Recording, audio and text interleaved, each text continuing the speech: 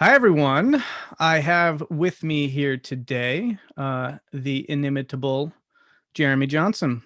Um, Jeremy, to read his official bio, such as I'm looking at the current moment anyway, Jeremy Johnson is a scholar, writer, and editor for Revelor Press and founder of Nora Learning. He received his master's in consciousness studies from Goddard College in Vermont, where I live. Love to talk to you about that. Where he studied the intersections of media ecology, the structures of consciousness, and depth psychology. He's the author of Seeing Through the World, Gene Gebser, and Integral Consciousness, and an editor for Mutations, Art, Consciousness, and the Anthropocene. Current president of the International Gene Gebser Society, and no stranger to probably most of this audience. You are a pretty forefront voice, to put it in a strange way, of in the Metamodern conversations and integral conversations. I've been watching you do some really interesting like roundtables and just one-on-one interviews that have been really fascinating. And so I thought that is a human being I would love to talk to. So yeah, I was thinking we could do a couple of things. I'd love to, one, maybe fill out that biography a little bit, just because it seems very interesting. And from what I've seen online, I haven't really heard you talk too much about your experience um, with your say your studies and how you kind of got into these different fields and that sort of thing. And then honestly, from there, just kind of transition into a pretty open-ended conversation. You've written some really cool stuff about metamodernity, metamodernism, and kind of its interaction with integral. But you go pretty deep, and so I'd love to get some thoughts too about your views on what we might call metamodern spirituality, which is something that I'm very interested in. And as a thinker, I'd love to get your thoughts on it too. But so kind of just starting off from there, yeah, I'd be curious to hear from the get-go about your time at Goddard College, which is actually right down the road, more or less, from me, doing, what was it, consciousness studies? And That's I'd be right. Yeah. curious about what that curricula looked like and how you got into that. Well, first of all, thanks, Brendan, for having me on your show. It's I've been digging into your content just in terms of the videos you've already put out. It's very thoughtful, and very excited to be jumping into this conversation with you. So, yeah, Goddard. No one's asked me about Goddard in all of my conversations as of late, so that's refreshing. Yeah, so I went into that program because it was really the only program that was sufficiently interdisciplinary enough while still being under the umbrella subject of consciousness studies and being well-rounded enough to kind of give me a taste of like the cognitive, neurological, neurophilosophical, and then also the more Jungian aspects of the field because the main program director there was a Jungian, Francis Charette. I think he's still heading up the program. So it was just a very interesting sounding space where it was very self-directed, and that was very attractive to me at the time. You basically design your own curriculum with the mentorship of different advisors, and you got to pick your own advisor per semester. So everyone would have a kind of a unique emphasis that would give you a different perspective on your work and your overall research and thesis.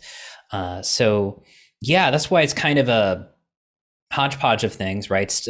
Media ecology. I was very interested in McLuhan at the time and media studies, but I was also interested in, of course, Gebser and integral studies, and just generally kind of bringing those two main themes together, and then also having to learn about depth psychology through all that.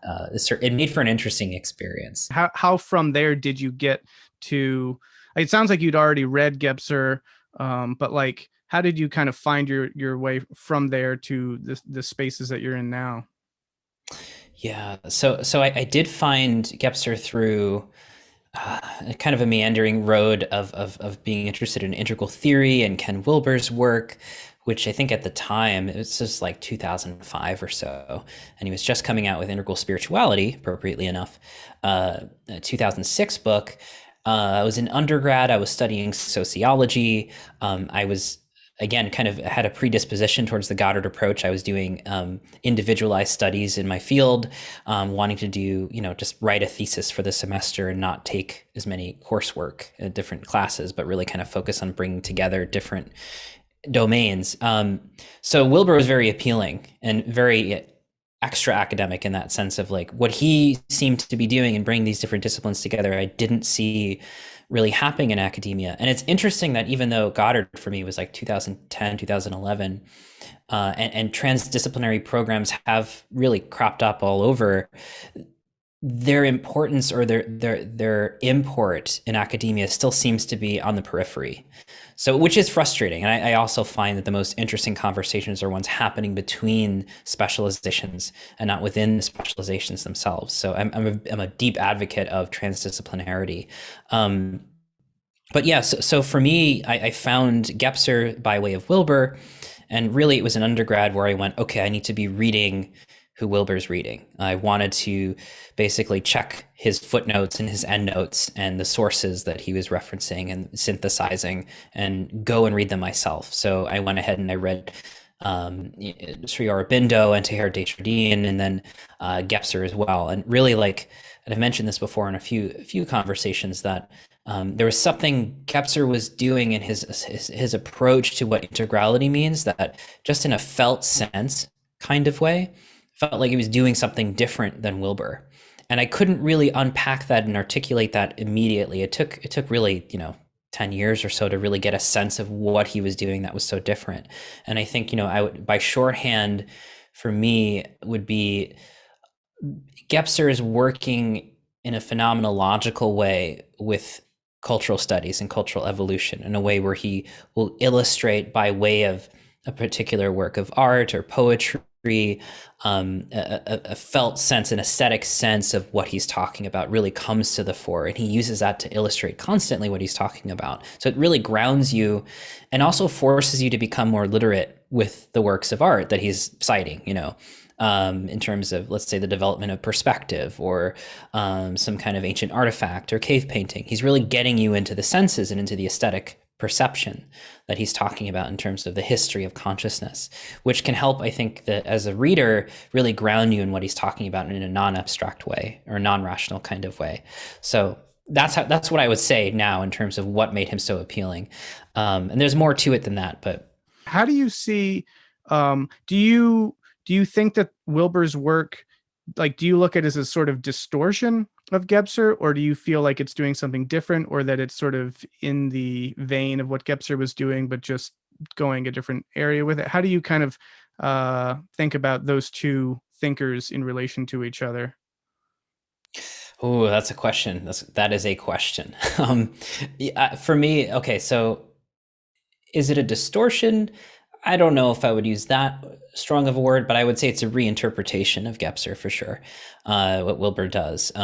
Particularly, there's a few clarifying points that Gebser is making in terms of what he's doing with attempting to describe the history of consciousness. He says he's not working developmentally. He's not working in terms of higher stages of development, of consciousness development, or an expansion of consciousness. So he has a lot of very fundamental qualifiers that Wilber doesn't. Wilber is very interested in creating a developmental spectrum of consciousness and seeing things as progressive and moving forward, right? Transcend and include. So their overall orientation is very different. I think Wilber was already coming from that point of view in the 1970s with spectrum of consciousness, and he was looking to create, a developmental model. And when he read Gebser, I think he saw that, from a particular interpretation, you could look at the structures of consciousness that Gebser articulated, and that some folks who are familiar with integral might recognize as the archaic, magic, mythic, mental, and then integral. Wilber went, okay, let's put that into a developmental framework. Gebser's not doing that. So I would say that's the fundamental difference. And there's reasons for and against that move. I just think, and the reason why I wrote Seeing Through the World and have been putting forward some of Gebser's work is that I think there's so much more we can do with Gebser's approach, particularly as some of the critiques against or critiques about explicitly developmental perspectives are coming out, and there's been some pushback especially in the climate that we're in today with post-colonial thinking and that kind of turn. There's more room to work with Gebser's work, and then also for me, maybe even in a kind of modernist sense of experimenting with different narrative and different structure and how things unfold, I think Gebser leaves more room for experimentation. How do we really understand the history of consciousness in a less explicitly linear way? So there's more creative room with Gebser, and I think it's more compatible with the postmodern turn. Yeah. What do you personally make of these developmental models? Do you, I mean, certainly, you're aware of the critiques, but do you feel like kind of that they're useful at least? Do you feel that they add something, or do you, yeah, how do you kind of negotiate their potential risks with what they might provide? Yeah, good question. I situate them as as predominantly helpful modes of orienting ourselves as moderns. So I think they're telling more of the story of being modern and becoming postmodern than they are necessarily really aren't understanding tradition or the pre-modern. So they're more of a kind of a reflection and a narrative of ourselves and our own kind of history and biases, which is fine. And I think it can be very clarifying. I think that the problems things start to fall apart when those developmental approaches try to understand the pre-modern world and place-based thinking and indigenous thinking, et cetera. The narratives kind of fall apart there. And I think that's fine. I think just recognizing the kind of contours of developmental thinking in the context of being in the secular modern world with the narratives that are implicit in that, that's good and useful even. But I think there's certain limits to it, Well, if that that's makes interesting sense. because then it sounds like, and maybe this is impossible, but you'd almost need a meta theory in the sense of, these meta theories, right? They're trying to sort of look at everything and say, here's how it all hangs together, and maybe even, and here's this kind of dangerous move, like how they all linearly kind of hang together and develop one from the other. But if you're kind of suggesting that that really only works, at a certain point, maybe historically or whatnot, then things before that aren't really amenable to that sort of model. And so the temptation, at least maybe from that model, would be, well, how do we come up with a meta theory that will incorporate that? And maybe that itself isn't even possible. But in that sense, I mean, do you feel like these attempts to increasingly sort of hone and develop these meta theories, meta narratives is sort of, just inherently either at the very least fraught and maybe just futile from the get-go? Oh, I'm sympathetic with those attempts because I'm also, in this modern context, right? And there's a reason why I found Wilber deeply appealing for a time in terms of, hey, a grand synthesis of everything, and he used developmentalism to weave that all together. There's something almost uh, intoxicatingly coherent about the big picture maps, right? That really try to, in a totalizing way, in a grandiose way, include everything.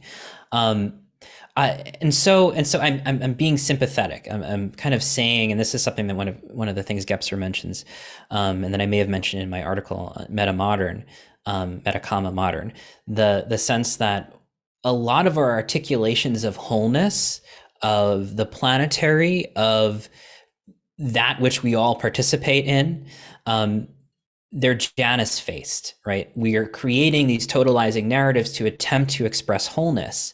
Whereas I think underneath that is this aesthetic sense or a felt sense that there is a whole in which we participate, right? But the way we come to it, maybe more along the lines of like in the context of like Jorge Ferrer's work with participatory spirituality, that it's like the ocean with an endless shore, right? There is a whole, but we're kind of coming to it in an infinite way.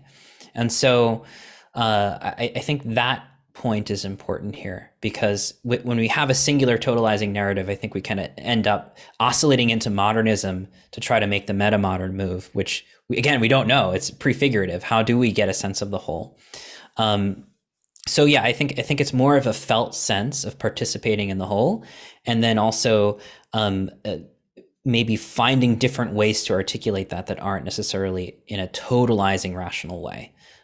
Which is why I actually was drawn to metamodernism as a field, first not necessarily through Hansi's work, but through the more cultural studies turn, which is like those guys were looking at that, like, okay, what are we playing with here creatively in our culture, descriptively, the sense of in-betweenness. So I'm interested into continuing to really kind of explore that question, but maybe beyond the scope of just oscillating between modern and postmodern. But Yeah. metaxy is like other tensions too, like modern and non-modern, right? Hmm. Or modernists, and then okay, this prefigurative sense of the planetary, etc. So kind of interested in exploring there. Yeah. So it seems like a lot of these conversations around metamodernism are sort of all kind of finding entries to the conversation in different ways through that kind of meta prefix. And some of those you kind of explore in this article, meta modernism. And a lot of it is about talking about this betweenness and this state of being in between this. So speak a little bit to that, because I think that if you were to try to map out the different ways that this term is being used, from a cultural idiom to a developmental, political and psychological model, to a kind of lived phenomenological state of betweenness, there's a lot going on there, and certainly temporally they all kind of relate to this moment, and so there's something about them that's resonating with a lot of people. But maybe you can speak to that in betweenness idea here, in the meta modern sense. Yeah, there's like I wrote about, I think metaxy is a good, or that meta rather than meta thinking, or even meta modern, but the meta-ness seems to be, as you're saying, the kind of universal concept that we're all kind of relating to, like being between worlds, being between different cultures, the breakdown of modernity. And if we take a lot of what's going on with the ecological crisis, there's this even existential species-wide sense of betweenness. Like, how are we going to continue to be on this planet in the same kind of way as a culture, as a civilization? So there's this sense that we are giving up some of the cultural sense making and cultural attitudes we've inhabited for tens of thousands of years, and now even existentially, are we going to be here in the next century or two is a question many scholars and scientists are exploring. So truly, there is this existential sense of in between. And I do talk about that in the article, in the sense that it's more of an applicable point to make. This liminality, or this ontology of between or with, right, seems to be an opening to begin to talk about non-modern, pre-modern, postmodern, right? That betweenness or interrelationality itself is one of the I think deciding or decisive ontologies we're playing with here. Like Gebser talked about this in terms of aperspectivity, or the integral consciousness. He has two terms, the integral aperspectival, and I can break that down a little bit, but essentially with the prefix alpha privativum for Gebser, it's this freedom from and freedom for. It's this sort of like slipping between the cracks of defined points. There is this living relationality of things. Or I talked about this in the article too, like Joshua Rothman describing this as this hidden continuity behind things. So is that hidden continuity found through relationship, or relationality, found through liminality, right? Being between things is really, I think, that the cultural attitude we're beginning to cultivate, not just in the sense of things are breaking down and then things are emerging, but actually there's something important about that betweenness itself as a quality of what's emerging, right? And this is something like, we mentioned McLuhan earlier. I think Marshall McLuhan explores this quite a bit in the application of his thinking with James Joyce, where he's talking about, there's that particular section in the Gutenberg Galaxy where he's talking about his work as a sort of applied Joyceanism, And by that he means, he gives this example of Joyce, I think from Finnegan's Wake, of Joyce, kind of the character, the protagonist, Finnegan, just sort of putting on and taking off different cultural ecologies or media ecologies, from oral to script to electronic. And there's this sense of being in between all of these different cultural ecologies that I think is really what's coming online for us now, or at least the challenge of that, and the possibility of that kind of openness between pre-modern, modern, and whatever is after. That liminality is something that seems to be struggling to be realized right now, and that's sort of where I was trying to get with that article, right? That there's this. So, so one question would be, how do you feel like that kind of inhabiting that betweenness and sort of being okay with that kind of not seeing the whole picture kind of reality? One, is that, I mean, is that something uh, that people could cultivate in a way um, that is somehow edifying and in itself like a space that people could inhabit in a meaningful way? Or is it the very thing that people often kind of run from and thus seek the total narrative and seek the all grand encompassing story?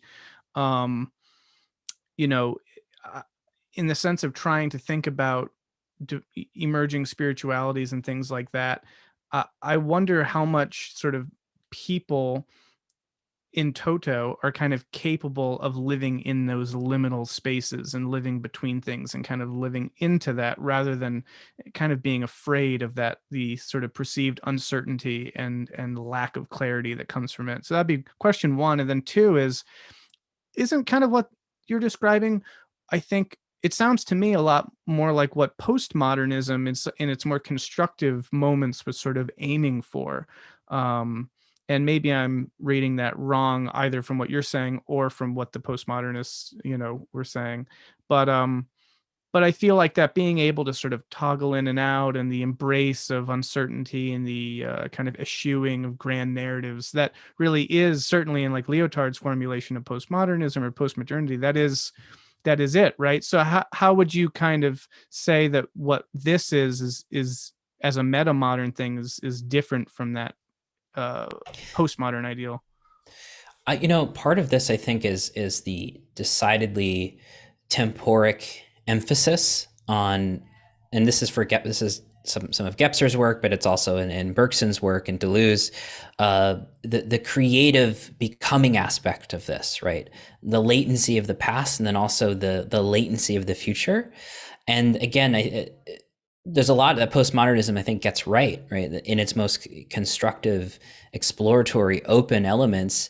I think the way out is through, in that sense of really kind of negotiating and shifting and morphing and being comfortable with the unknown and finding another way to get to wholeness, without necessarily needing an oscillation to the modernist grand narrative. I think wholeness emerges in this relationality as a felt sense. Like Bonita Roy, one of my colleagues in the integral world, she talks about this as a kind of participatory way of going meta. And I think, at its best, the postmodern anticipates this, right? It understands that things are a flux. They're fluidic, they are constructive, but they're also generative, and that we participate in this sense of the whole without ever necessarily needing to capture it in a totalizing way.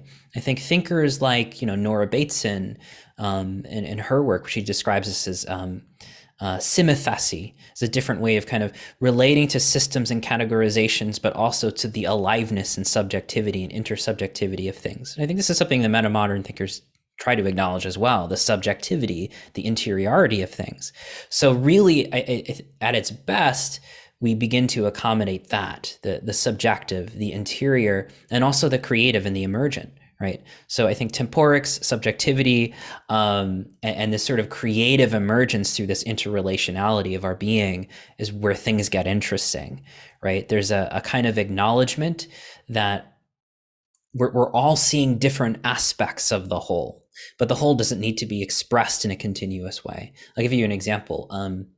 It's a great book, more in the literary side of things, by Jane Allison, called Meander, Spiral, Explode, where she's exploring actually modernists in the early 20th century, and a few more later thinkers who are playing around with different forms of narrative to gain a sense of the whole without necessarily needing to kind of create that sort of phallic climactic narrative story that we've gotten since Aristotle. And so she uses these different patterns and metaphors from nature. She says a story could be like a cell, like a honeycomb structure, or a crystal. It could explode all at once. The sense of the whole surges forth, but we never arrive at it. Maybe it's really the way everything connects and interrelates as we make those meta linkings ourselves, that the sense of the whole can be arrived at, right, without any kind of direct way. So I think this style of thinking, I mean, this might qualify it as something a little bit different than the postmodern, in that we are still acknowledging the sense of the whole and that we participate in it. It's not just deconstruction. It's not just surface play of different forms. There is an aliveness to things and a depth to things, and a transcendence even. But there's an acknowledgement that it can't be captured. So there's different participatory relationship with it. Yeah. So one of the things, so to bring all these different threads together, let's see if I can articulate this. So one of the hardest kind of needles to thread in my mind is, let's say on the one hand, you've got these different developmental structures, as fraught as the idea may be, but still different modalities of consciousness and engaging reality, and whatever you want to call that, whether it's stages or epistemas or cultural codes, what have you. And so there isn't a uniformity of let's say an audience for, well, maybe I'm getting ahead of myself. Let's just say there isn't a uniformity in the population. Okay. Now, how does, all right, so that's the sort of idea A over here. Idea B is that, to bring in back where you're talking about, there's this existential import. There's this existential recognition at the current moment that, like, we are sort of heading towards this precipice. There are many different, whether you call it the meta crisis or what have you, there are these many different issues that need resolution, that need tending to, that we need solutions for.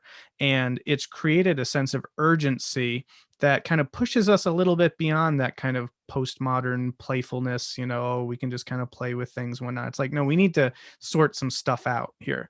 And foremost in my mind personally would be the ecological crisis or the environmental crisis, but there certainly, unfortunately, is no shortage of crises at the moment that one could point to. So let's say that's sort of idea B.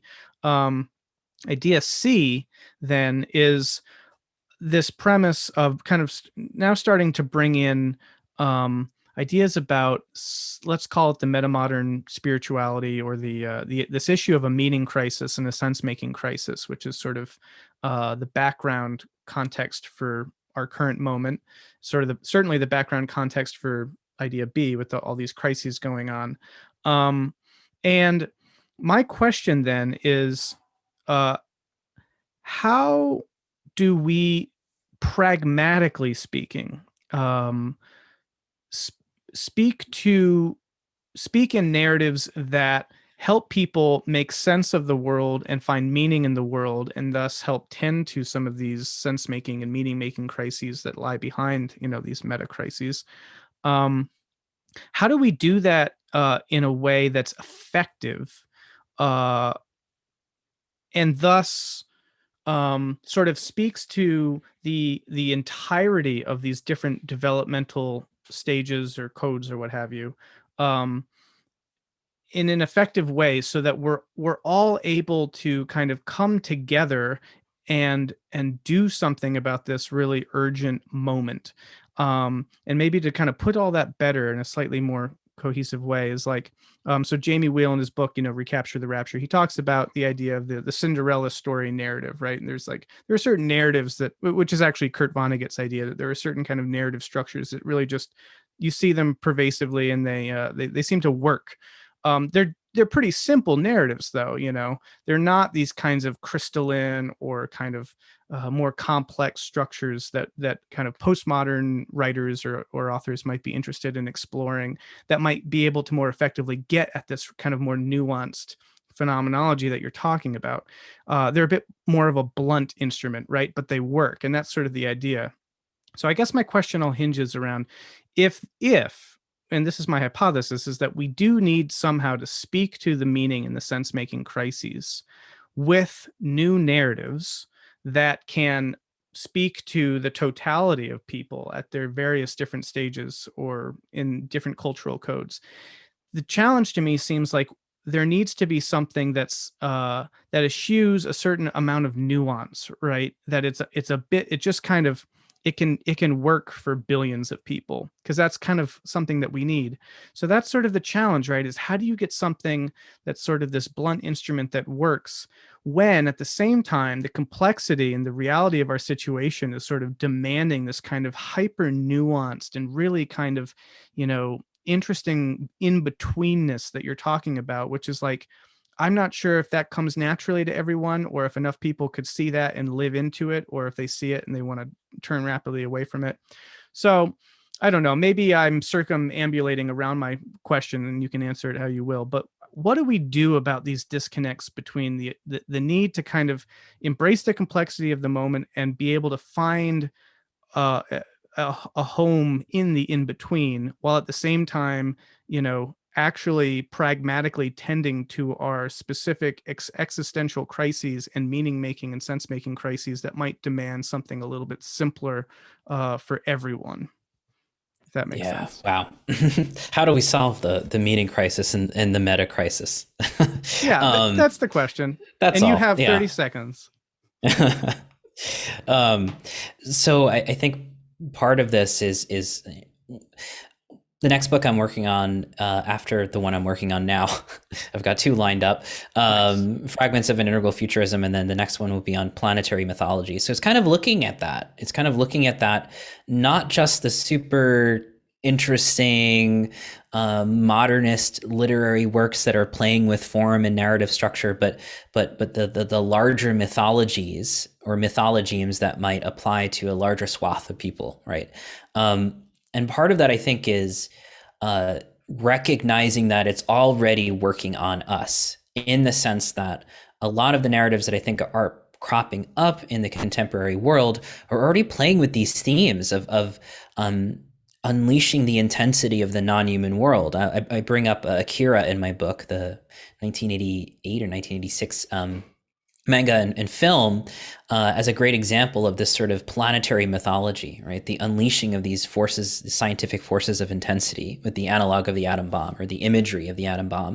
Of course, it's a psychic bomb in the film, and how the human being wrestles with that and actually supersedes their own ego to find a way to create with the cosmos. So it's sort of a cosmic planetary theme, but nevertheless, and it's taking place in the context of, I think a lot of cyberpunk uses this image of the city that's been ramped up to the mega city, right? So there's this image of modernity that's hyper realized, right? It's exaggerated in this sort of narrative tale, and there's all the characters are always negotiating with hyper modernity, as it were. I think these are narratives that are describing this interim process that we're in. Maybe ones that explore more of our, let's say, part of the themes I'm looking at in terms of aperspectivity and integrality don't have to do necessarily with like complex narrative forms, but have to do with like, well, what is the planetary self? Okay, well, in the biology and in the sciences, we're learning that the self is actually much more of a collective thing with the microbiome. So agency is getting all weirdly distributed. Well, science fiction is having a ton of fun with this, just in terms of like, I'm thinking of like Jeff Vandermeer's fun ecological books and novels that have come out recently, to the felt sense that the self is this distributed whole, right? There's a lot of popular narratives and books that are exploring this from an ecological sense. So I think a lot of ecological narratives in literature are playing with this. And in another sense, though, like part of the meaning crisis, when we talk about, in Gebser's language, the severing of the modern from the mythical symbolic world, right? The reality of the psyche Jung talks about, and the magical animistic world, the vitalistic world, right? The severing from those realities and our capacity to inhabit those realities, or our lack of, is part and parcel to do with this meaning crisis, right? The over direction towards abstraction, conceptualization, and sense directed thinking. When overemphasized, we lose contact with different domains of being in the world, which are still a part of us, but they inhabit us and we inhabit them in a very unhealthy way.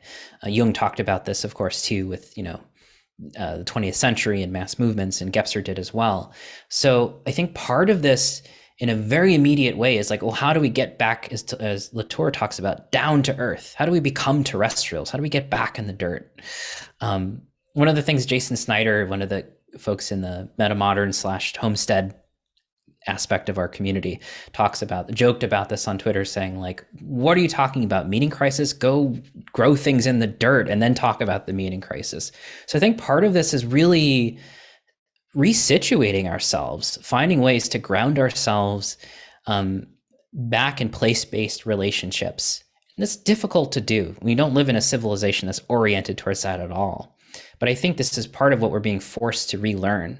Yeah. And one of the tensions here is that another oscillation between being modern and then coming back down to earth in terms of, okay, well, how do we relocalize and how do we retrieve place-based thinking, like Tyson Yunkaporta talks about with indigenous complexity.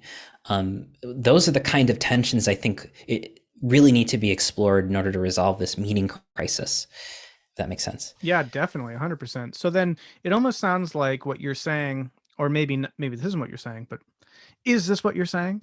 That this sort of in-betweenness, if we could cultivate more of that, that it's not some kind of hyper intellectual, super nuanced view of the complexity of living amongst hyper objects or whatever. It's more like, no, we just need to get more in the dirt and be less kind of keen to try to totalize a narrative around everything and get our heads around everything and abstract to the point of totality. Is there an overlap between what you're talking about in terms of cultivating this sort of in-betweenness and this sort of rewilding, getting back to the earth, getting back in touch with reality sort of thing? Because you could almost make the point that like human beings have always lived in the betweenness of things. That's just been the nature, and that you could almost see kind of modern rationalization and abstract thought as this sort of almost pathological detour away from that, of trying to somehow come at things with the whole, and that going terribly wrong. I don't know. Is there something? Am I kind of getting on? Yeah. Yeah. Yeah, definitely. I think there's something interesting in that distantiation. Charles Taylor talks about it as the buffering of the self, right? Gebser talks about it as the distantiation of ego, and again, abstract sense-directed thinking. I don't want to denigrate it as a mistake or a wrong turn necessarily, but that I think this works as a principle that we see in living systems and living organisms, right? That complexity arises with difference, right? So the stretching and the folding that we see in, let's say, neuroplasticity or the plasticity of like embryonic morphogenesis. One of my colleagues, Barbara Carlson, talks about this, the stretching and the folding, almost like dough, right? There's a separate self sense that we've developed, and now that's folding back into the whole as a kind of addition to complexity, right? So I would say that we're folding abstraction and civilization into the non-human again, right? If we were to see this as Owen Barfield might see it, as a kind of process, a U-turn, or U-curve, right? Of we called it original participation and final participation. There's this distantiation and then a refolding into the sense of the whole. That's how I would kind of say, like, that's a narrative to play with. That's a mythology to explore, and we could certainly work with that. And there's implicit elements of that, and I think, in our myth making already, right? Returning home, that kind of thing. In Ursula K. Le Guin's book that I'm reading with my mutations patrons, there's a book called Always Coming Home, and there's a sense of this ever-presentness of the whole that we participate in. So I would say, yeah. And then you mentioned rewilding. I've been very interested in like Daniel Christian Wall's work, and again Nora Bateson, and a lot of the regenerative community work that's looking at bioregionalism, place-based thinking, all the things that I've mentioned. And I think, yeah, I mean, rewilding is, a kind of refuturing, right? And again, it's not a retrograde. I think it's, well, how do we fold in all of these interesting achievements of separate self-sense, technology, modernity, abstraction, sense-directed thinking into the larger complexity of which we've always been, right? Just in terms of the human being is also more than that and has been more than that and continues to be in different cultures, right? Especially, in indigenous communities that are still present. So how do we reintegrate with the whole? I think part of the integral turn in Gebser's language is this sort of finding a way to move back into the concrete, or the concretize.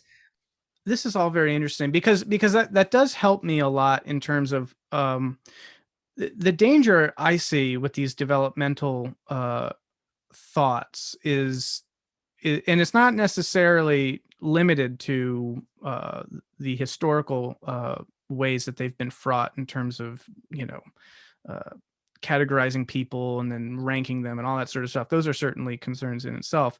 But even just implicit in the thought structure of it is that if there's a linear progression, then like, you know, there's this way of things becoming sort of so removed that people are increasingly not in the same world, right? Because they're inhabiting a different cultural code or stage or something, that it's like, how do we all find any kind of a sense of the whole?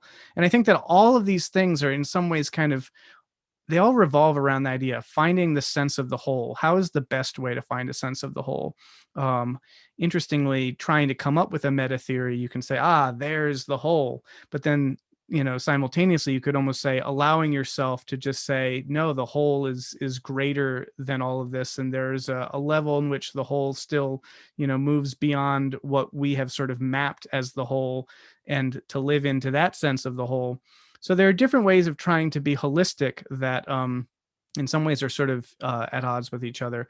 But to finish that thought about the idea of these developmental concerns would be, um, I find it concerning of like, if the whole winds up being, sort of populated by people at so many different stages or different cultural codes, then how do we find that sense of a whole culturally, societally? And so much of that fragmentation, I think, lies behind the meaning crisis and the sense making crisis. People have different ways of thinking and different sense making capacities that are kind of at odds with each other, or there's this clash of the fragmentation, the different fragmented units that aren't sort of working collectively.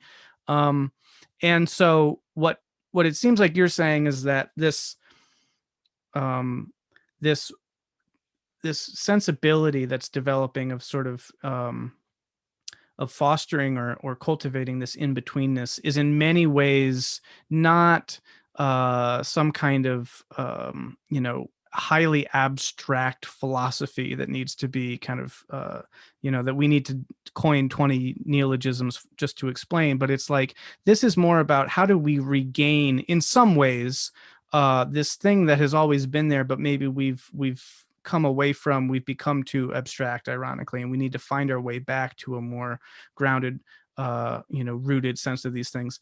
And that to me seems hopeful, because then it's like, you don't need all the abstraction necessarily. In fact, the abstraction becomes just a tool for highly abstract people to find their way back to some dirt, whereas like Exactly. if you were in the dirt the whole time, these things, weren't a problem for you. I don't know. Does that resonate with you about this, or? Definitely. Yeah, I think you got it. I mean, the sense that like wholeness as a participatory theme here uh, doesn't need to be expressed through high abstract art or high abstract metacognitive thinking. It could be relayed just as a sort of structure of feeling, right? And I think it is being relayed as a structure of feeling very negatively at the moment. And I explore this in that essay, Becoming the Planetary, the sense that this structure of feeling of the planetary is manifesting as this anxiety over the meta crisis and the planetary crisis and the ecological crisis, the compounding crises. There is a felt sense of the whole, but it's like the whole is falling apart, or everything is coming undone, or the whole way of doing and thinking and being and relating to the world our civilization has been operating under no longer works, right? So it's sort of showing up as a sort of negative structure of feeling at the moment, but I don't think there's any reason it can't show up in a more constructive way as an aesthetic felt sense, a structure of feeling, something that that could be popularized and mythologized as a creative work of art that just communicates that, because people just grok it, right? And this is something McLuhan talked about too, even though ironically, like many thinkers like Gebser, et cetera, who are communicating like something that's almost intuitive, he was very difficult to understand just in terms of like really parsing what does McLuhan mean. He was infamous for that. I love the way he writes. I find it to be very psychoactive myself, like Gebser. But he kind of mentions this like the metamodern thinkers do, in terms of looking to particularly the artist or the poet or the creative type who's sensitive in a non-rational way to the transformations of the present in our structure of feeling, that the artist is attempting to work through or work out or realize, right? And I think that's always a condition of our culture, that we should always look not only to the artist, but also by extension, any other discipline. But usually the artist gives us that felt sense that is much more democratized.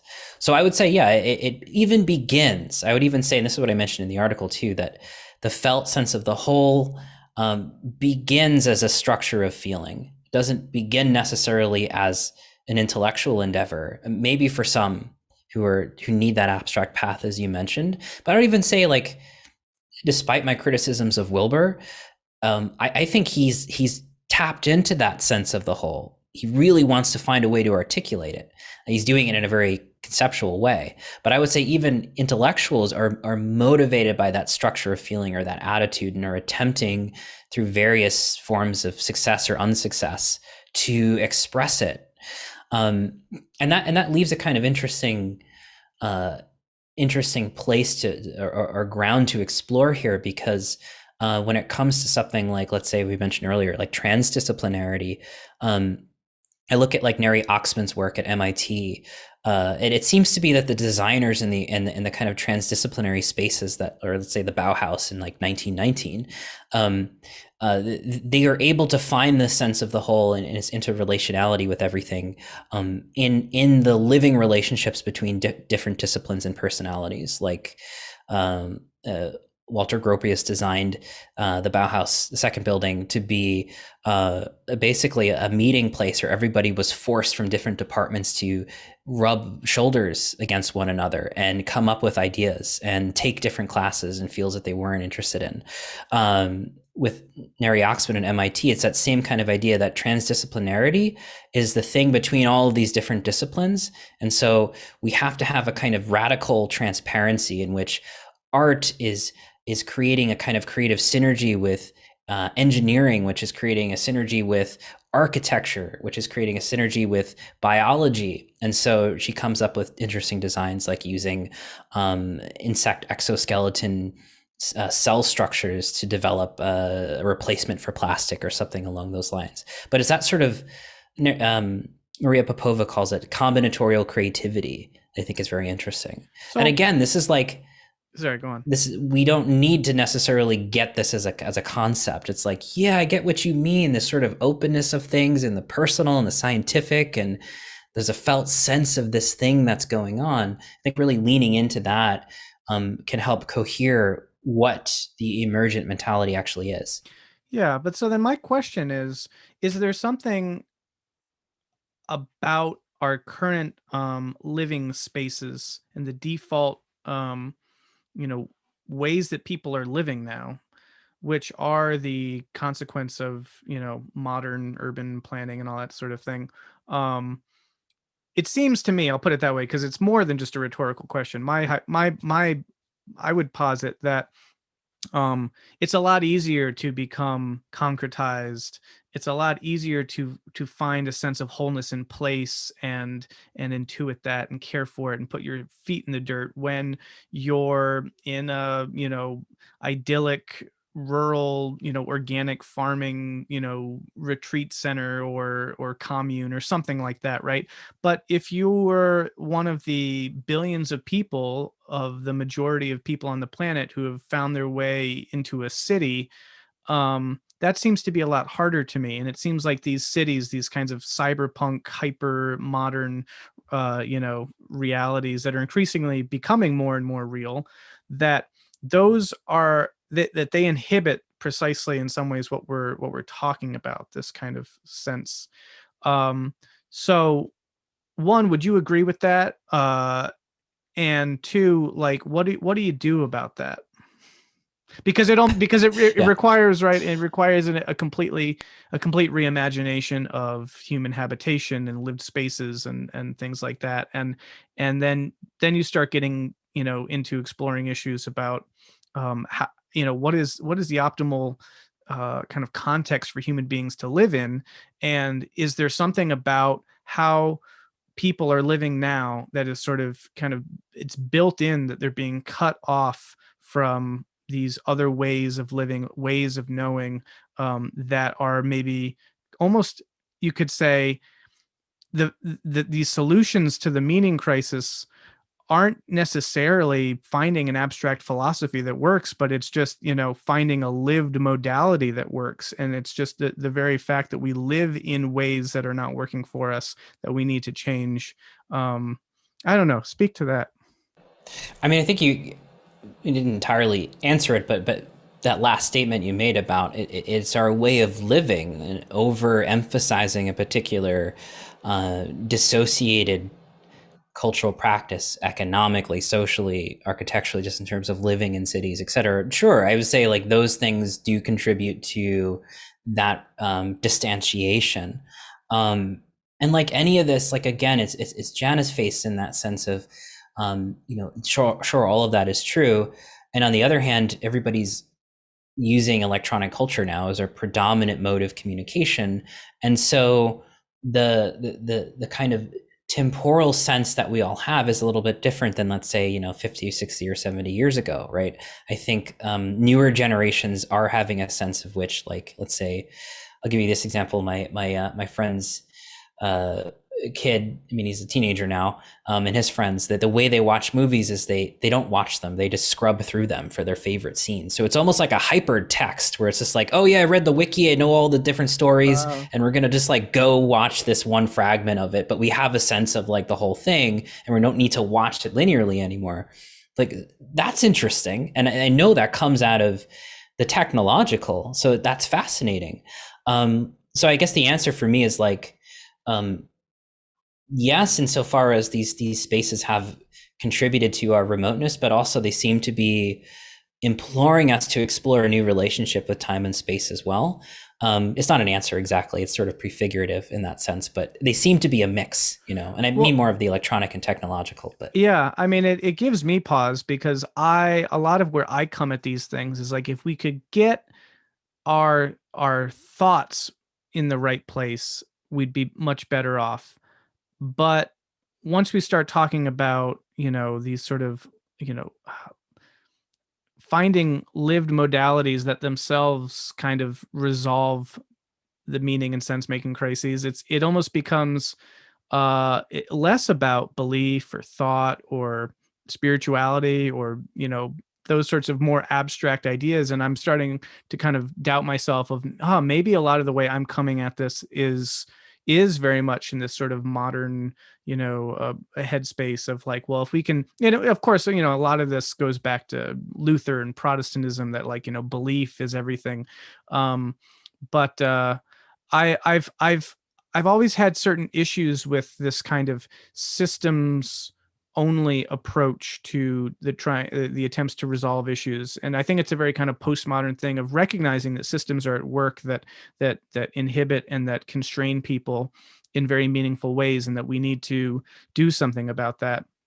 But at the same time, it's like people talking about trying to change systems and structures, and then there's this sort of almost, it's a breakdown. It's almost like it's, you're trying to fix a hyper object or something, and of course that is in many ways what our situation is demands of us. But for me, I feel like, well, systems are also um, made up of individuals that might have emergent properties that are coming out of the individuals as a substrate, but still they're individuals there. And if we can reach people at the level of individuals, then maybe we can change the systems. And so I've tended to kind of privilege that approach, which then says, all right, well, how do we go about trying to change people's perspectives of things? And then, of course, it's like, well, how do we reinfuse a sense of meaning and a sense of awe and wonder and spirituality and that sort of thing? But at the same time, there is this other component where it's like, how much of that will even be effective if you live in a concrete jungle and you're not able, you don't even know what dirt is in some profound way to stick your feet into and plant something and have a space that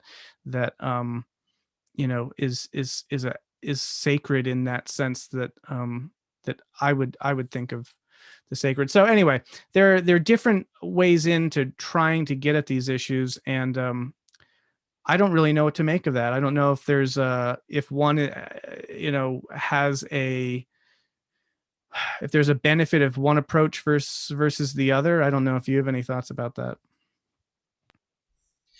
Yeah, I would go to McLuhan for this too, in the media ecological sense that our individual agency and subjectivity are both shaped by the environment and also shape the environment. So it's always this collective Mobius strip, this sort of endless loop of the individual and the collective and the environment they're producing. But I think if we're more sensitive to the environments we're producing and creating, that is both a subjective answer, is that what you're saying, like, work on the individual, help them change or discover a new attitude, and then in turn allow the individuals to shape the world differently, shape their environments differently. What, like art does, it gives us a new perceptive sense, a new relationship, a new as Latour says, the new subject of the Anthropocene. So what instills a new subjectivity or catalyzes it, and then in turn helps us create a new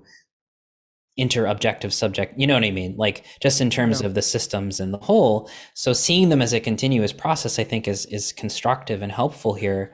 But I think part of this is, like, just before we jump into anything else, like the sense of what we're going through in the climate crisis and ecological crisis, I think is necessitating a turn back towards, as Latour says, the terrestrial, or as Gebser says, the a perspective, or the concretized, in that we saw this in 2020, extremely linear resource supply chains buckling under this crisis, an economic system that is deeply extractive and one-sided in terms of, monocapitalism, et cetera. So we're recognizing the sense of the whole in which it needs to change. And then also part of this will be a systemic response, and part of it will be an intersubjective response, but it's a whole attitude that seems to affect both. And unfortunately, like you're saying, it's deeply prefigurative at this point. We're only just getting to the point where existentially we've begun to think about those nice things like living regeneratively and living on homesteads, localization of resources and bioregional regeneration. All of those things are moving towards the center in terms of existential concern. So I think that for better or worse, that increased intensity of pressure to recognize and realize new modes of being and living and economics, et cetera, all go along with this a perspectival turn. But it's kind of difficult to hold the whole thing. You know what I mean? Yeah. I mean, inherently, it seems like you need people working at every level and at every orientation of this if we're going to succeed, because you can have these people going at the system, whatever that means, and but you also then need the people who are going at sort of the hearts and minds angle, because you can create a system, but if no one wants to live into it, then what is metamodern spirituality as you would think of it, and what does that look like, and what are its consequences? How does it work? Yeah, good question. Again, difficult to answer. And I know on the Facebook group, I gave it a shot, and a lot of other very interesting and brilliant folks were making some great attempts. And what's funny is like I don't know if I'm any closer after reading everyone's reflections to getting a sense of it. But for me, it's this deep sense, like I said in my article, like I prefer meta to metamodern, um, in that I think we are learning to become more than modern. So modern, postmodern, metamodern, they're still in orbit around modern, and Yeah. I think that the deeper restructuration is maybe even closer to what Latour talks about with non-moderns. I don't know if he even uses that term anymore, but I always found it to be kind of insightful. And I think part of this is becoming non-modern again, and part of that regenerative turn is can we, in an unironic sense, in a concretized sense, regenerate the animistic sense of being in the world, right? Magical animism, mythical symbol, right? Psychic, the reality of the psyche Jung talks about.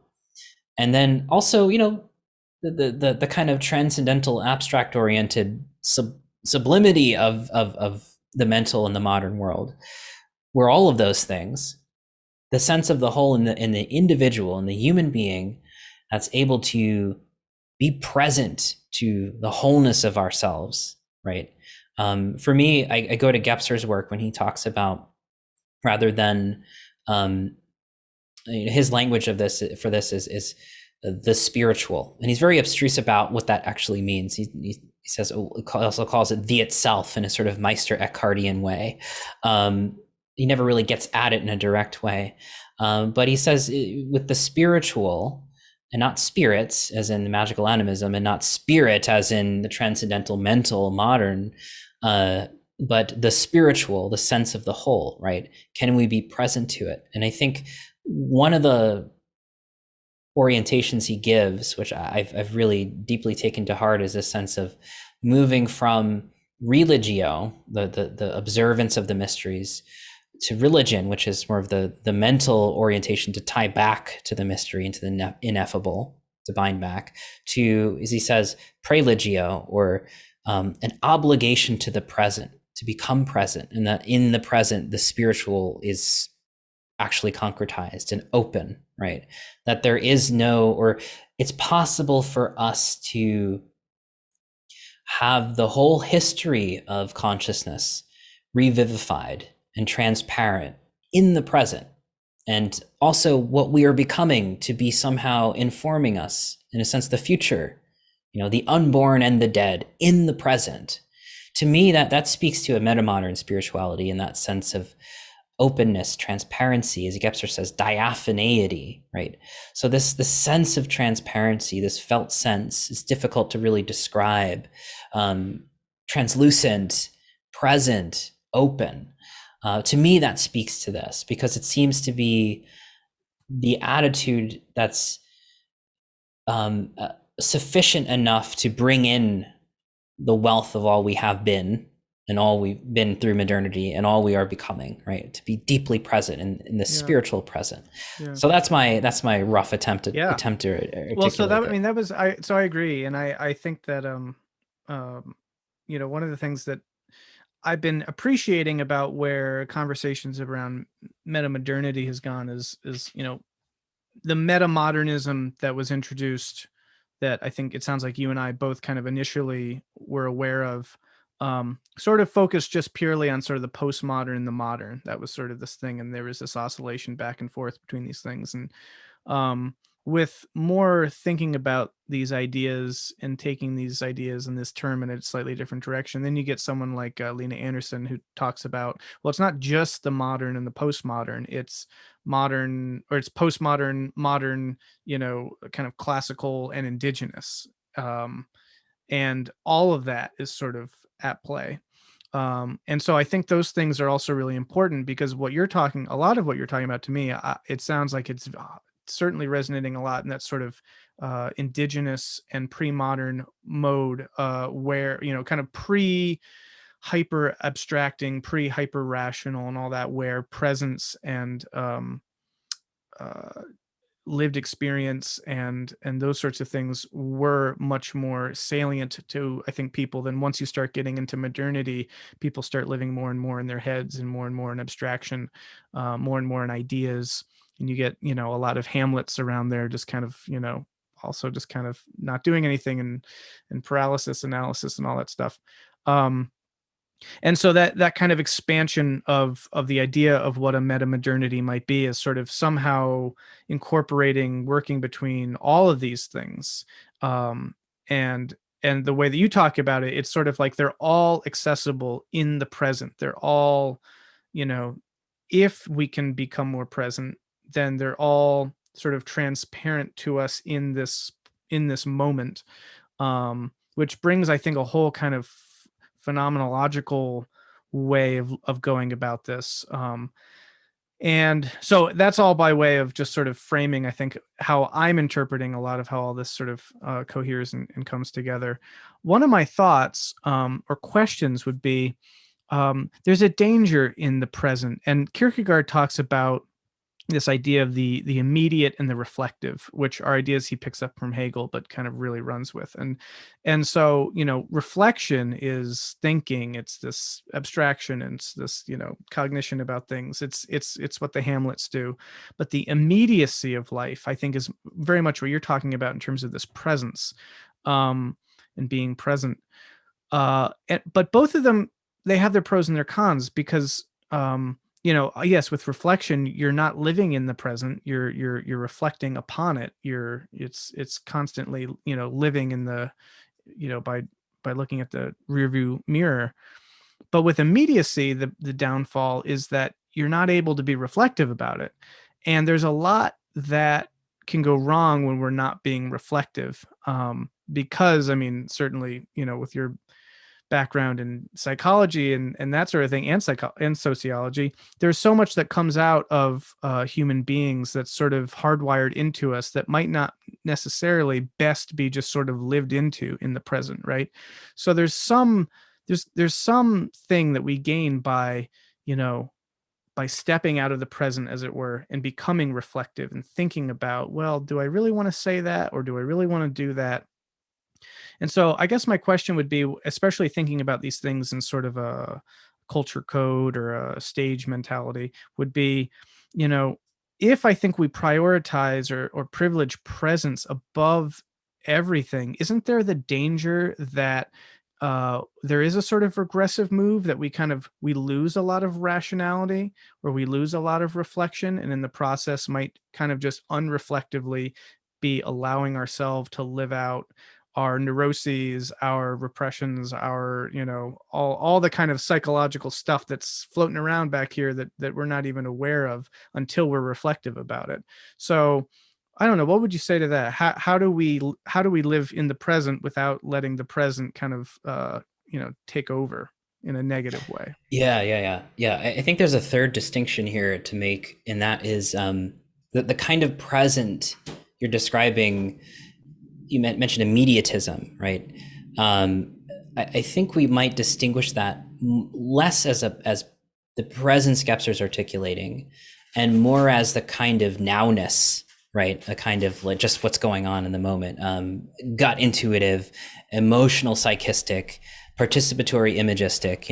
Those things kind of, you participate in them. You don't necessarily need to abstract and think about, right? So I would say that's not the present Gebser's talking. As an undivided present has to make room for thinking and abstraction. So I would make a subtle distinction that it's not a mere now and what's going on in the now as a kind of a gut reaction, but a way of becoming sufficiently present even to thinking and the process of thinking itself, right? Of being aware of thinking, and the attitude at how we dissociate, how we become abstract, is in this kind of present. So Gebser's actually articulating a kind of, he says, the thinking, the reflective thing you're describing for Gebser is this sense-directed thinking. But the present he's articulating, he says, is a senseful awareness. So what mode of being present enables us to be deeply coherent about the immediatism of the magical animistic, the mythical imagistic, and the mental abstractive reflective?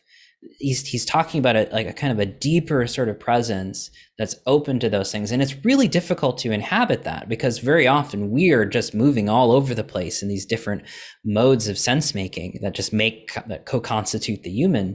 So he's really suggesting that there's a kind of intensity of presence that hasn't really been brought to the forefront. Just as thinking and reflection has been an innovation for human consciousness in terms of mental abstraction and the alphabet, he's saying there's another innovation, a leaning into presence, which we haven't really been able to achieve. So I guess there's his a thing is presence like, in the future that we've got to get to. there we go. But he's saying like the present is open enough to not just be the immediate, not just the mere here and now, but that's a sort of a deepening into the present, which is really difficult. But the other end of that is there's a kind of oscillation here, and he doesn't give any practices. It's something I've been developing with my students is like, how do we actually explore this in like our daily life, right? Because you're right, like there's an immediatism that we can get into. There's a reflective, abstractive capacity, and like we can, as individuals, as subject, with our subjectivity, be able to explore abstraction and immediatism and gut and dreaming and move back and forth between these different forms of sense making and being in the world. What's emerging in that betweenness? And that's the kind of presence Gebser's imploring us to explore here with his senseful awareing. Does that make sense? It's becoming more sensible. Again, it's this strange tension between what can be abstracted and what can be felt or lived. And for so much of this, like, again, my concern is always like, are we sort of seeking something that is so nuanced or refined or abstract that we can't even really do it, or at least most people can't? Or is it just it's so fundamental and almost, kind of primally there, but we're so far away from it now that it takes a whole lot of abstract and strange language just to get us back there. And I don't know.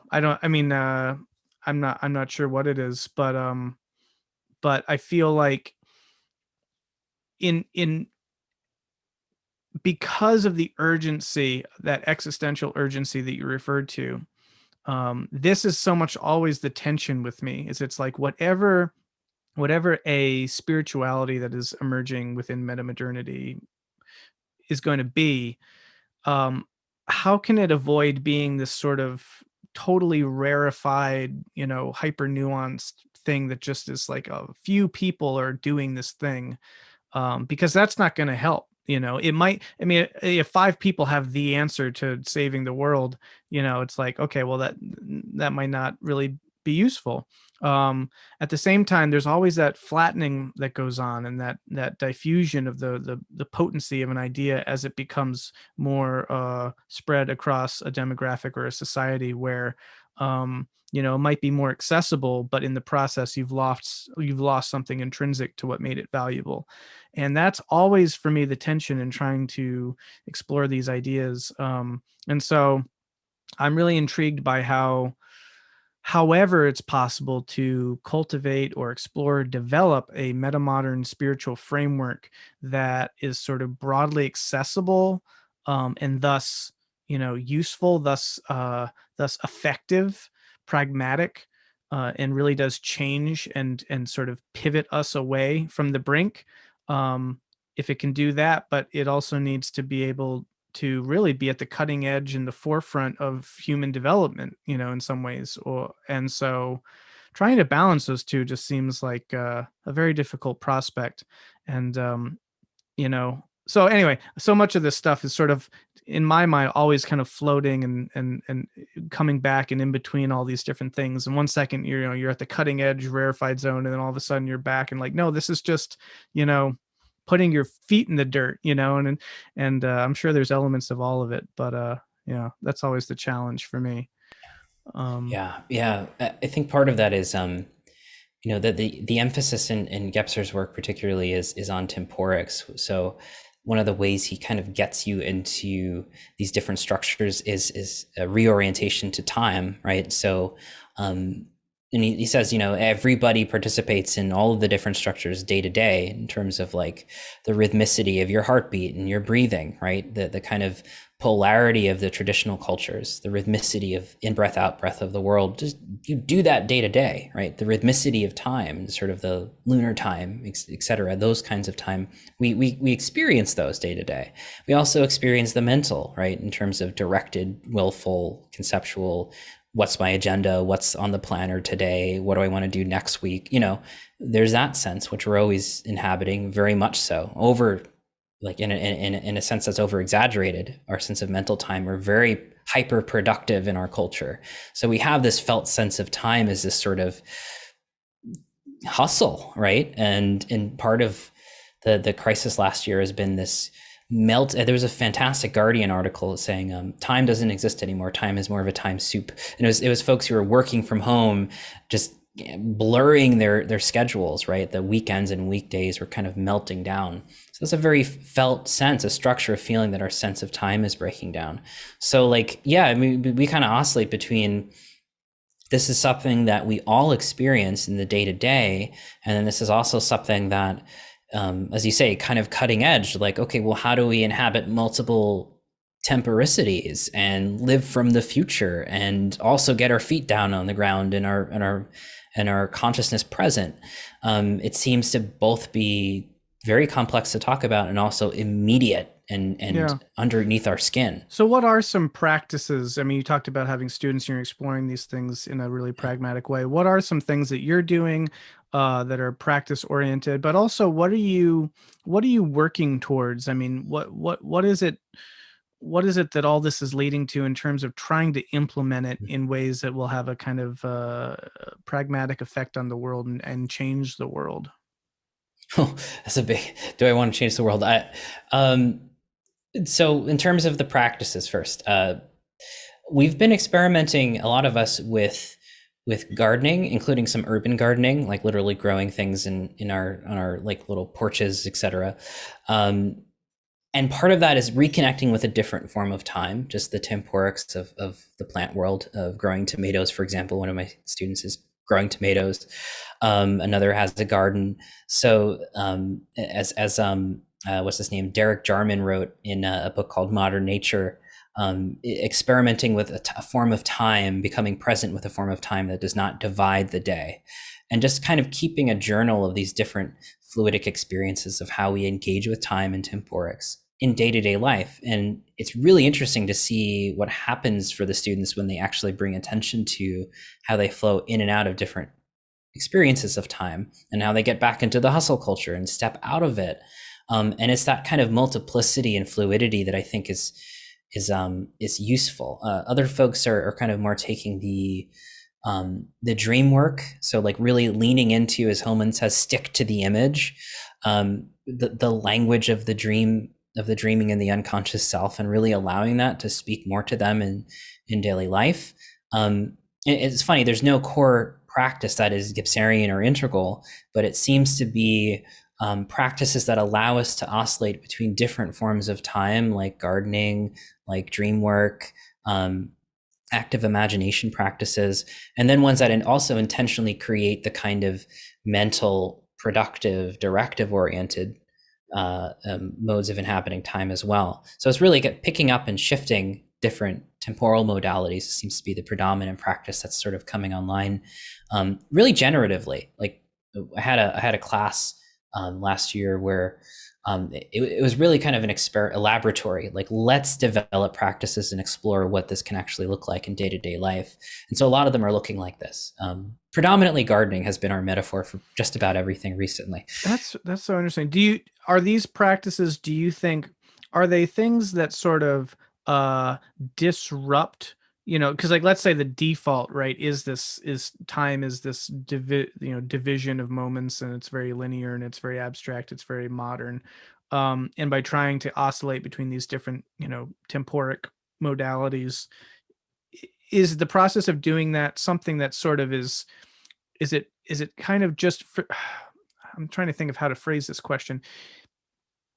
Is it something that uh, sort of allows us a breather from that a modern default as a kind of, all right, I'm jumping out of the mosh pit for a second, catch my breath, and now I'm jumping back in? Or is there a way in which developing these practices is actually somehow kind of, aimed at changing the very rules of what the default is?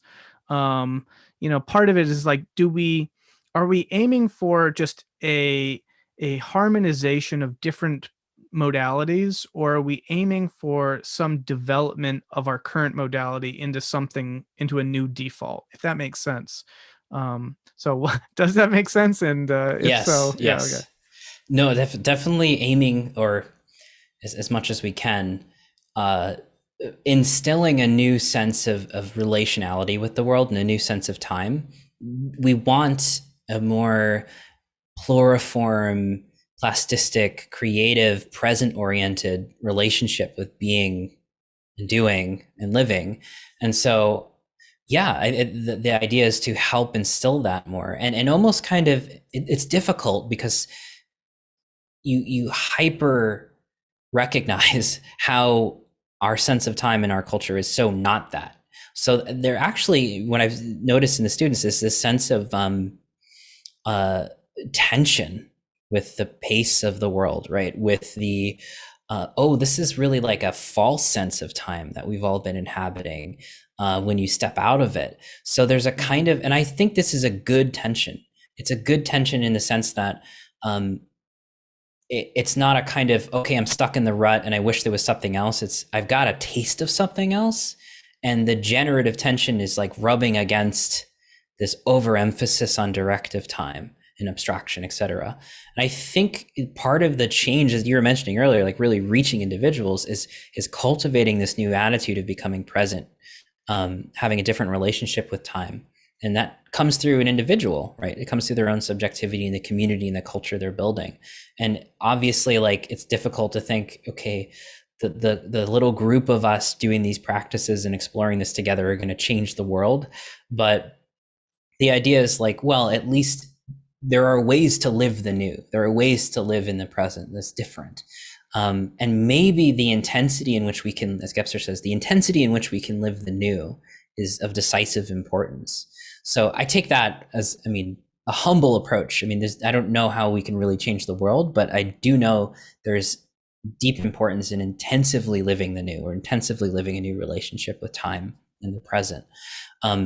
Whether that produces a different culture or a different system, I think this is a bigger question that goes beyond individual volition. I will say that, as we were mentioning with the meta crisis, uh, I I think the meta crisis is attempting, I mean, not putting agency behind it exactly, but there is a lesson to be learned in that living differently with relationship to time and the planet is really important for our species to attempt right now, right? Like, either we are going to actualize this as communities and metamodern spiritual practices and a new cultural sensibility, or it's going to be, as Jung says, visited upon us as something coming from the outside, as disaster, as catastrophe. And I do think we are in that existential precipice at the moment, So whether or not we can manifest that and scale it up and change the world, I mean, the world has already scaled up that reality in terms of living aperspectively and integrally. It's up to us to fulfill that in our own lives. And hopefully enough of us to do that, that can answer this crisis, as you're saying, like, what can we do? There's an urgency in the present that we have to respond to. Let me throw this into the mix. So yeah, I started this Metamodern spirituality Facebook group, and it seems to be really generating some really interesting conversations, and I'm really excited about that. And one of these things is I'm interested in trying to kind of get some descriptions and definitions very provisionally about, what is this, what is this sensibility, and what are we aiming at and for, and what's the paradigm. So you threw your hat into the ring, and I could read that, and maybe you could kind of potentially break it down a little bit. A lot of it obviously echoes a lot of what we've already been talking about.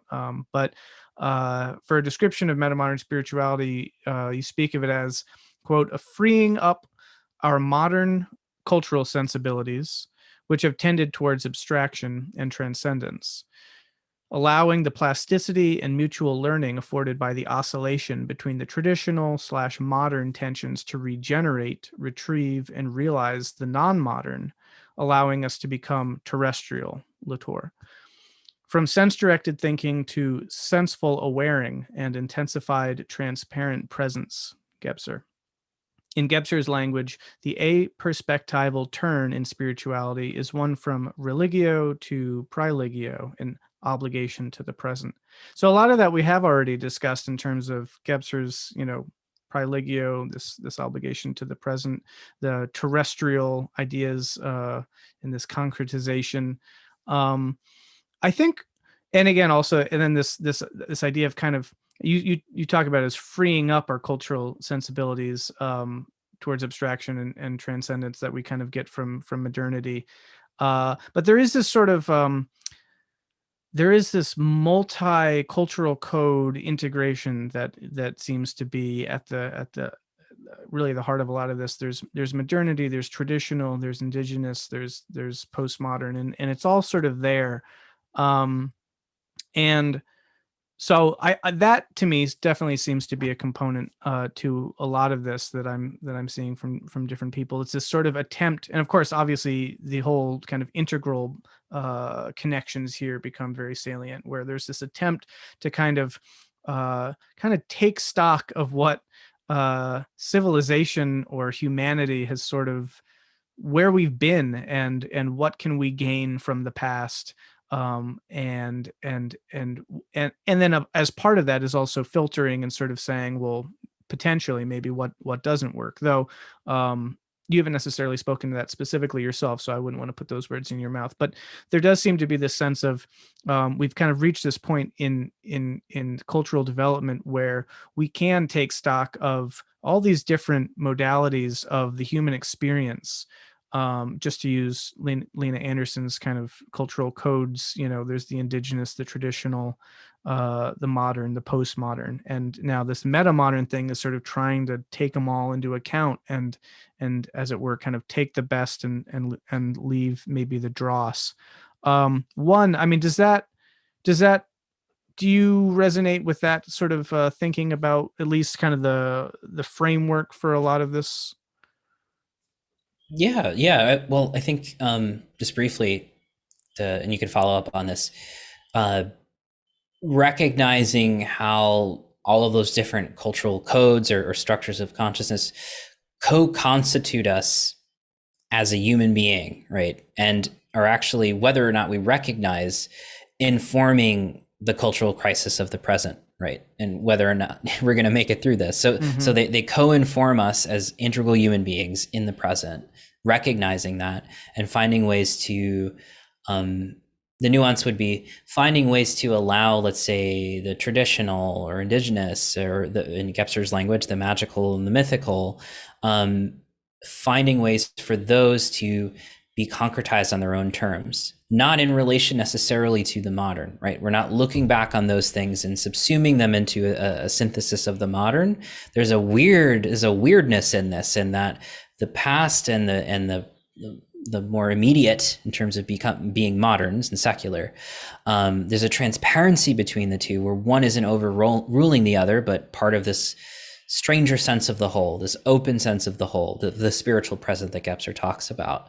There's a mutuality that we're getting familiar with. Yeah. And I think that's what I was trying to talk about in the and there certainly can be this sort of developmental fallacy, you can almost call it, that like whatever has most recently developed is somehow the end all. It's like, this is, it's like thinking, a thought that I've had in started exploring these developmental models is like thinking about the development of the human brain, and from the amygdala out to the prefrontal cortex or something, and a lot of our sort of rational thinking supposedly does happen kind of in this frontal lobe area, right?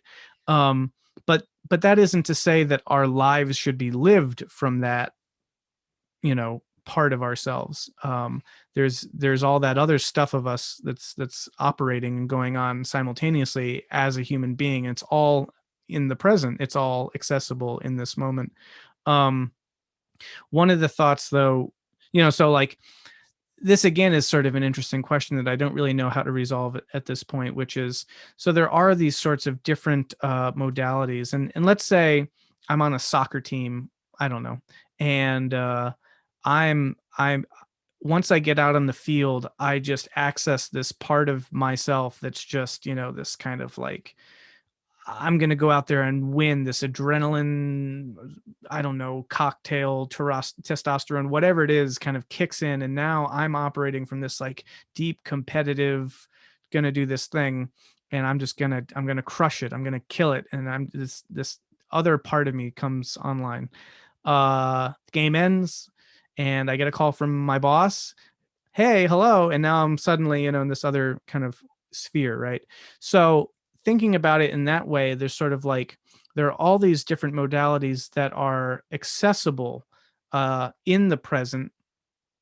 But then my question about that is, because you were saying it's not necessarily trying to find some synthesis with the modern. And this is really my big question, is like, to what degree do we allow these modalities to kind of work on their own terms, or to what degree do we try to synthesize them into a broader whole, a bigger whole?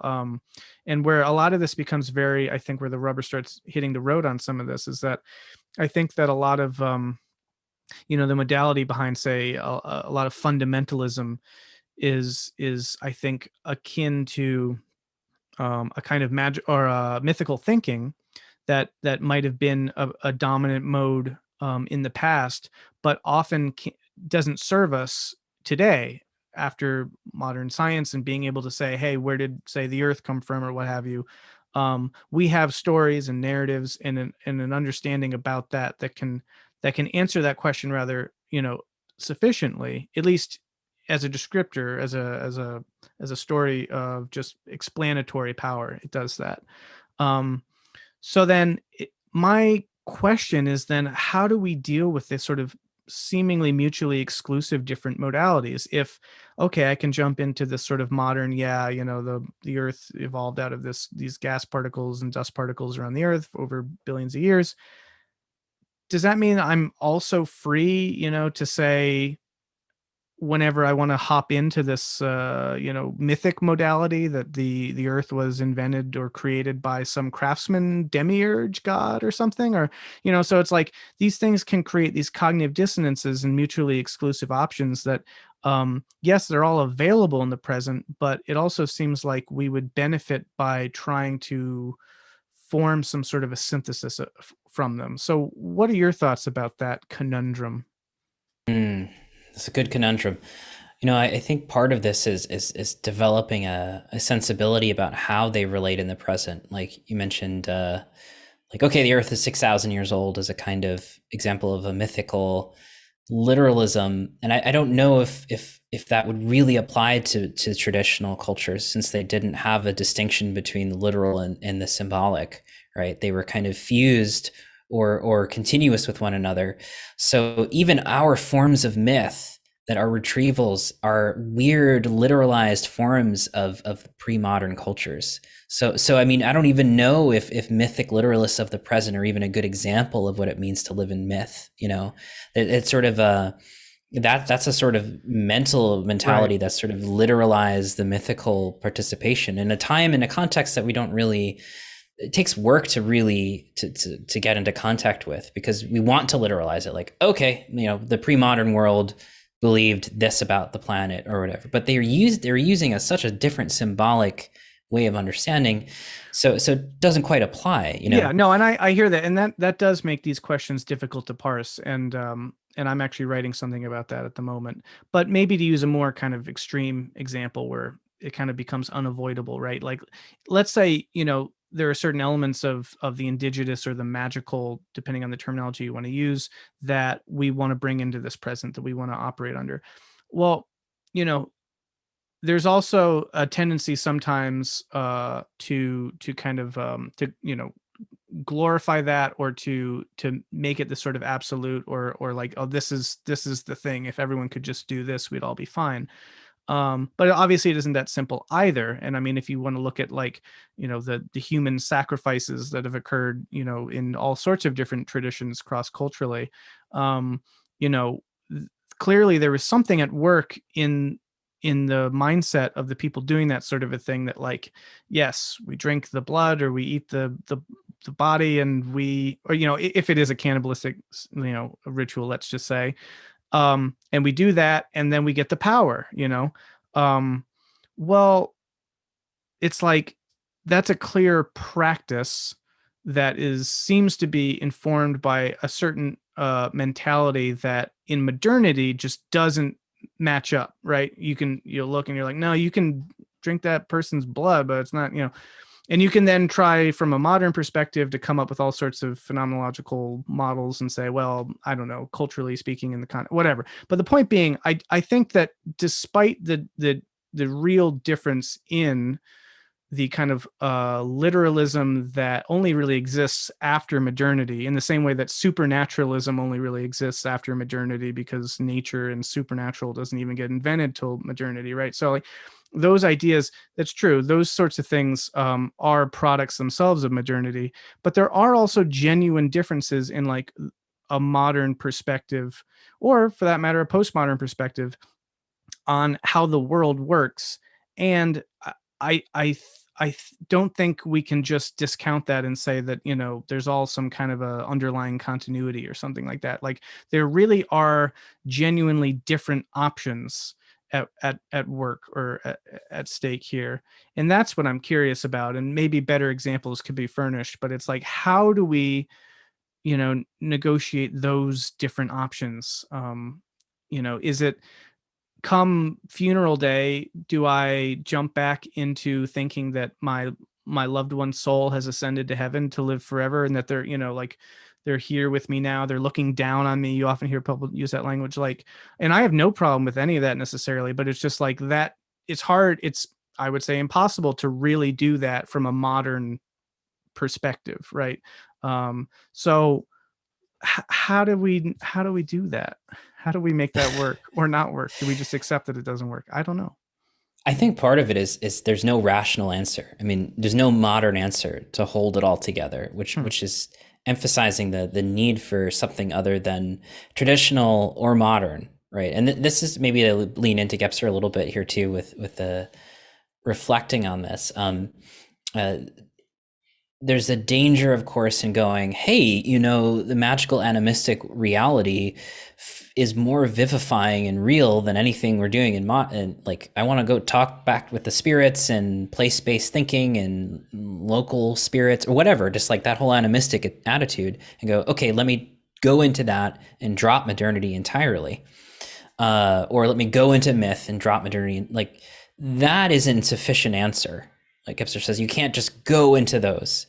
And we may actually have a tendency to do that because of how our relationship with those structures of consciousness have been so atrophied and repressed and severed and dissociated. When they do crop up, we do want to oscillate wildly into them. And they do show up in these kind of malformed mythical literalisms of the present, or totalizing mass movements, right? Where we kind of oscillate between total atomization and then total collectivity. Like, there's no in between, which is more of the conditions of the present. But he's saying there is something about, and he calls it this irrational, aperspectival attitude that can hold it all together. And it's confounding. It's not sufficient enough for the modernist. It's not rational enough. The modernist wants it all to make sense in a synthesis, to hold it all together conceptually. And the world is fundamentally saying no. But it's also saying there is a distinction to make, a careful one, the one you're pointing out, which is it's not enough to just allow the magic to take over, or the mythic. It's not enough to hold the center as the modern secular anymore. There's something in and through that supersedes any of these orientations, which actually makes us up.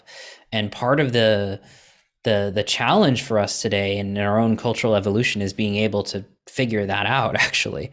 And it's not going to be the things that we want. It's not going to be a map that tells us how it all is ordered together, right? Yeah. There's an aliveness to it.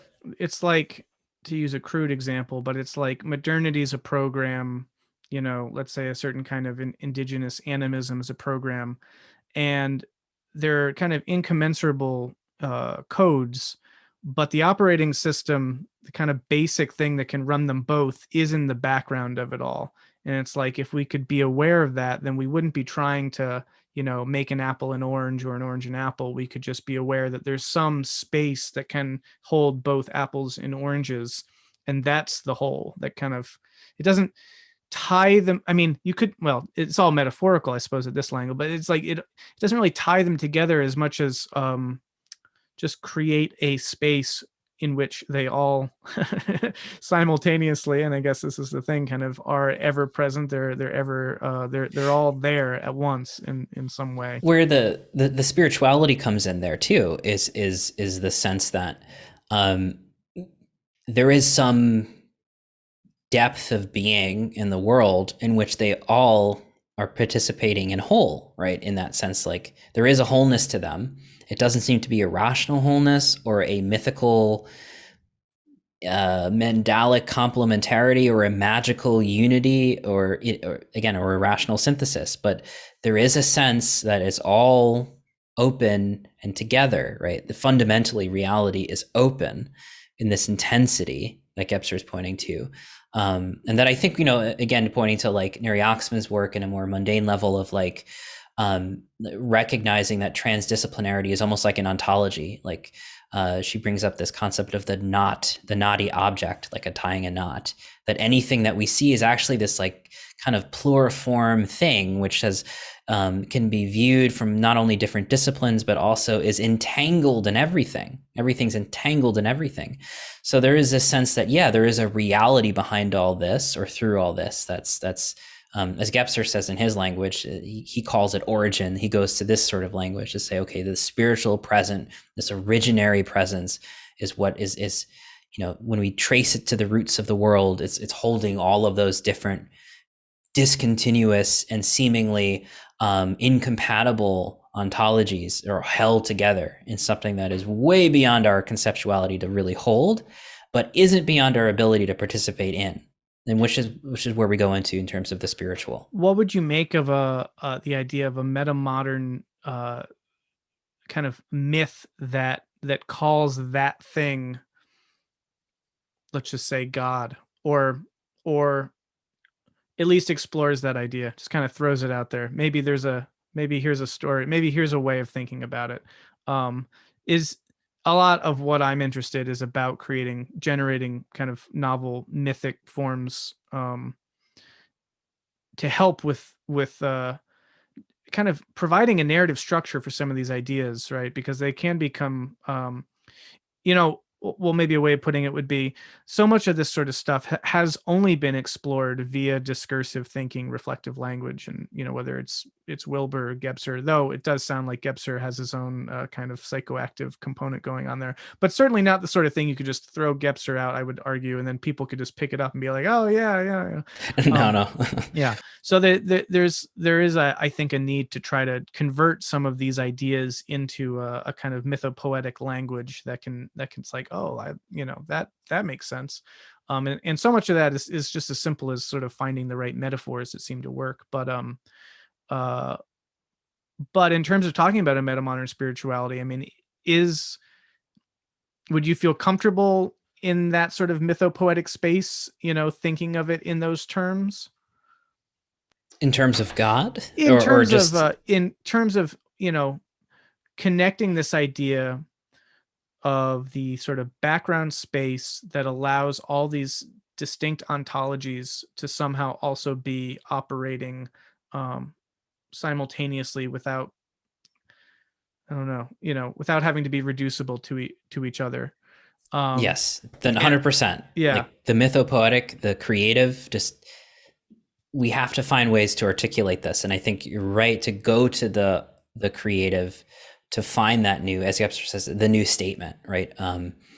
What's the new language for it? It might be in poetry, it might be in some form of film or different forms of art, but something that is Gebser's catalytic in an intellectual way. He's psychoactive, but you have to have the mind to be able to engage in a text like that. I think if this is true, if there is this originary presence that's behind things and through things and responsible for things coming into being, then we ought to be able to express it in manifold ways, and many of them poetic Yeah. and creative. Yeah. Well, exactly. Right. And I mean, my thought would be, just to use the language, I can't quote you verbatim, but what you just said, that there's an originary presence that brings things into being and that allows things to, coexist and all that. I mean, it's not much of a stretch to kind of bring that into dialogue with, notions of the divine as it was even articulated by people like Augustine or the Neoplatonists or something like that, right? It's not to equate them. I'm just saying that there'd be some kind of a, in the sense, and again, this all goes back to my question of how do we take some of these ideas and allow them to be accessible without diluting them or flattening them in a way, but still bring them to an accessible awareness and a popular understanding, generally speaking, in a way that still retains its potency. And so with the million asterisks and qualifiers that we get from postmodernism, and recognizing that these are, uh, metaphors and symbols and whatnot, but just from trying to engage in sort of a mythopoetic practice of like, what if we were to cultivate a mythology, or at least, again, just sort of one iteration or version of it, just some myth, let's just say, where this language comes out, where we could talk about that originary presence as God. Would that be helpful uh, in terms of, and here I would posit that could be helpful, I'll put it that way, for making a real difference in the world by allowing people to have a spiritual connection to the idea that different ontologies are possible that aren't reducible to each other, which therefore I would think would engender a kind of pluralism, would engender a kind of openness, rather than God, as it's currently, kind of tends to be thought of as being a particular ontology that everything does need to kind of cohere and be reducible to. So by sort of reframing that, you're sort of expanding it and allowing a mythological, poetic framing of the idea to work for people in a way that's also functional, that allows us maybe to do some work and socially kind of allow things to happen. Mhm. Yeah, I'm all for it. I mean, I have to say, like, and for myself as well, I kind of started as an artist, and got into thinking and philosophy and academia and so on. And Gebser as well, he started as a poet, and he was kind of like a Rilke fanboy in a way, just to give a contemporary sense of, like, he was absolutely um, loving Rilke's work, and he actually literally followed in Rilke's footsteps, like going on a kind of pilgrimage to the spots that Rilke did in Spain and so on. So and not just poetry, obviously, but yeah, looking for the mythopoetic, and even like working with that as a spiritual process, like the iconographer works with an image to render it transparent to the divine or the spiritual. Like, as metamodern spiritual participators, that's what we're doing. Like, what renders origin transparent in our creative works. So I'm all for that, just Yeah. by Well, yeah, I default. mean, Yeah. actually, that specific metaphor is why the thing that I was am working on is called the icon, precisely for that end. There's an artistic ability, or at least artistic goal, from a kind of spiritual or even theological angle, of trying to render the material somehow transparent to this other engagement, to something deeper. And with the in with the idea that there's a great work. I love it. It was one of the most formative, influential works probably I've read, top five anyway, by Jean-Luc Marion, called God Without Being, and he explores the whole idol icon idea and how those things play out in terms of conceptions about I don't know, ultimate concerns and whatnot, but rendering the absolute, or rendering God, whatever term you want to call it, as a sort of transparent, um, and sort of this infinite abyss of meaning that sort of never really lands on a single point, but it always kind of recedes into this ever sort of deepening appreciation for that greater and greater mystery. Uh, I feel like those sorts of things can reformulate people's understandings in ways that I think are salutary to not just themselves, but to the world, when we desperately need spiritual language, meaning, sense in the world. But we don't just need any old kind. It's not enough to just have a proliferation of cults and conspiracies. We need a meaning that is efficacious and works at a deep existential level, but also in ways that allow people to flourish, and for those systems that we were talking about earlier, to like kind of the to kind of trickle up from people's collective understandings, the collective religious imaginary, whatever you want to call it, into a way that we're able to live on this planet in some sustainable way, and in a thriving way, rather than in the kind of destructive and disconcerting and unsustainable way that we're living in. So that's sort of, that gets into some of my interests in trying to formulate ideas around these concepts. And I think that these things, could be operating in a way that helps to those ends. So much of what we're experiencing now is this fragmentation and a lack of the ability to recognize different ontologies, even, let alone being able to inhabit or embody different ontological spaces. Whereas, and I think a lot of that just comes from the preconceptions, from the presumptions, preformulations inherent in how people think about these things. And so if we can reformulate them, refashion them, recontextualize them, then, ideally, hypothetically, people could come at these things in a way that is more constructive. But so anyway, we'll leave it there for now. But this has been an incredible conversation. I've been wanting to talk to you for some time for precisely these reasons. You just seem to have such an incisive mind, and your specific areas of expertise are, I think, very germane to a lot of these topics. And um, I appreciate your what you bring to these conversations, and the broader conversation around metamodernity, integral theory, and all that, because I feel like it brings a lot of depth and nuance and some real profound insight. So thank you for the stuff that you're doing. Is there anything that you've got going on, or that you want to make people aware of, or put out there? Sure. And thanks again, Brendan. This has been great. I really love your thinking. I would love to hear more about the Icon project. And as you were talking and articulating that, I had a whole spin-off of thoughts. So definitely to be continued. Looking forward to more conversations with you. But yeah, in terms of where to find me, just on in terms of the internet, you can go to my Twitter. It's jdj_writes. And there's a link to my Patreon there. I've got a little Patreon mutations community. So we do a book club, and we do Wednesday pop-up integral study salons, which are fun. We have a group about 35, 40 folks who converge and riff in a similar manner about all sorts of things. Really great group. And we also have a book club that's stemming out of that as well. So we've done some Ursula K. Le Guin. We're going to be doing some more integral books over the year. So find me there.